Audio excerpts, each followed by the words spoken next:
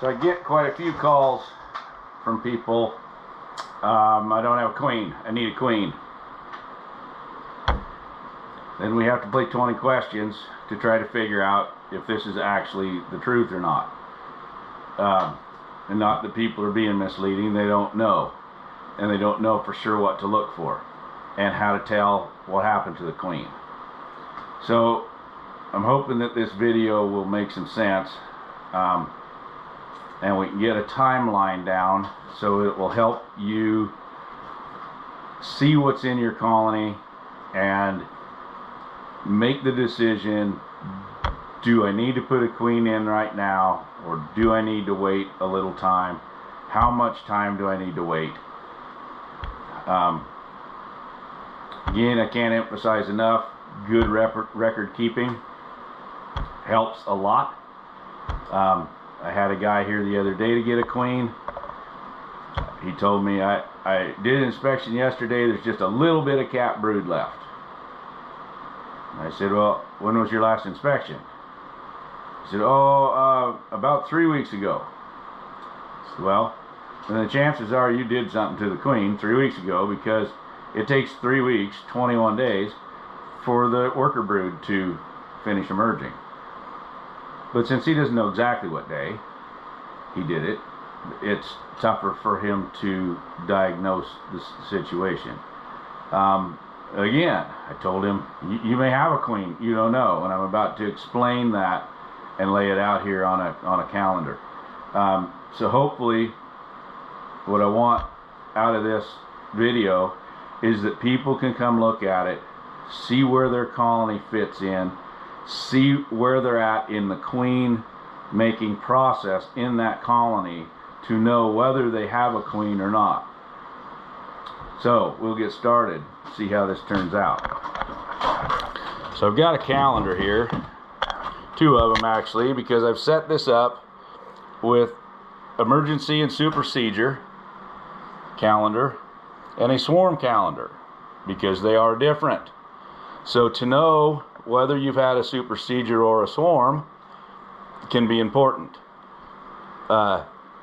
You need to be looking for open queen cells when you're in there. Not queen cups. Sometimes they've pulled them back to queen cups already, but an open queen cell that was opened from the bottom correctly. If it's on the very bottom of the frame, it was probably a swarm. If it's up in the middle of the frame, it was probably an emergency or supersedure. So, if something has happened to the queen, last eggs laid, day 1, there's no more queen. You smashed her when you put the frame back in. Okay? Last egg hatches into a larva 3 days later.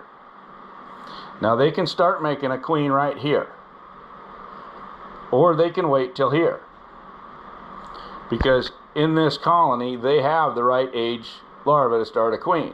Some of them just don't do it till they get down the road a little bit. So as we get down through here, there's some variable timelines, but the last of all of the brood will be capped on day 9. Your worker brood will be capped, your drone brood will be capped, your new queen will be capped if they started her on day 1. If they started her later, it could be up to 4 days later. As we move through this calendar, on day 16, again, assuming that the queen was started on day 1, the queen's going to emerge on day 16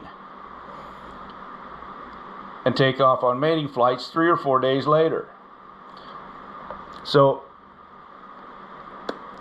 that's going to vary too. If she wasn't emerged till here, her mating flights are going to push a little further. On day 21, you're going to have your last worker brood emerging. Day 23, you're going to have your last drone brood emerging from the queen that laid eggs on the 1st. Now, if your emergency queen takes her mating flights and comes back and starts eggs, you're going to be looking at your first eggs after all of your other cat brood is gone. Now, sometimes this happens earlier. Sometimes you've got eggs coming from the new queen just as your last drone brood is emerging. Sometimes it's a week later, because all of these things have pushed out a little bit, right? They built a queen out of the last egg they had, so she was the last, you know, emerged very late. Then maybe she took an extra day to go on her mating flight. Maybe she needed to make 2. Maybe she took some more days to start laying. So when you get in the colony and see that there's still some capped brood in there, you may not be without a queen. You may have a virgin running around or a newly mated queen, which is very hard to find. You need to know these things and be aware, and you need to be looking for those queen cells so that you know, hey, I've got an emerged, you know, an open queen cell. So hopefully that timeline will help people understand and not panic quite yet. Now, when you're getting into this end here and the brood's all gone, we're starting to worry. We want to give her another, you know, 7, 8, 9 days, but at that point, she ain't coming back. And it's time to get it fixed. If you let that go too long, they'll go lay and work her. If you come in and find it at this stage, and you have other colonies, you can put a frame of eggs in from another colony and see if they start drawing queen cells. If they have a queen, they typically won't start making new queen cells. If they start drawing a bunch of queen cells, then they probably don't have a queen. At that point, you decide whether you let them continue to make those or whether you tear those down and give that colony a queen. All right, so let's go over on the swarm here, because it's a different timeline. So the queen is actively laying eggs, and they draw out the queen cell.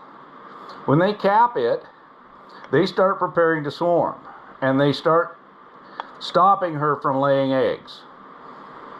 So she may lay the last eggs a day or 2 after the queen cell was capped. They skinny her down and they swarm. So let's say swarm day is right in here. Half the colony goes. Well, as soon as they're gone, the new queen emerges. Right? Because they've already got it taken care of. But she's still laying eggs through this time. As opposed to your emergency or supersedure, where there's no more eggs at the time they start making the queen. So on the swarm, she's going on her mating flight right here on day 13. She's back laying her first eggs on day 18. The last brood from the original queen emerges on day 24. And she's capping her new stuff on day 27. So she overlaps it a lot more. There isn't as big a brood break. You don't run completely out of brood on a well-run swarm. So I'm hoping that this is showing up enough and well enough that you guys can, you know, analyze this and see it and, you know, go back to it and look at it. And I can send people to watch this when they're telling me they don't think they have a queen, and they can analyze and see where they're at. Because I see these people, they run and grab a queen and go to throw it in there. Well, they already got a queen. So they just wasted a trip to me. They wasted $35 on a queen. They wasted a queen because one of them's going to die, when all I had to do was have some understanding of what's going on in that colony. Now, one of the problems is these are tight timelines. These things happen fast in our world. This is fast. And so you have to be paying attention. It's one of the reasons it's nice to have some queen pheromone strips around, because when you get to that, oh my God, I'm not sure, I don't see anything, you could throw a queen pheromone strip in and hold them an extra week to give you a chance to see if the queen comes back and starts laying without worrying they're going to go laying worker. So anyway, I hope this turns out to be a good video. I've been thinking of doing it for quite a while. I think there's a good need for it. Hope it helps some people. Thanks.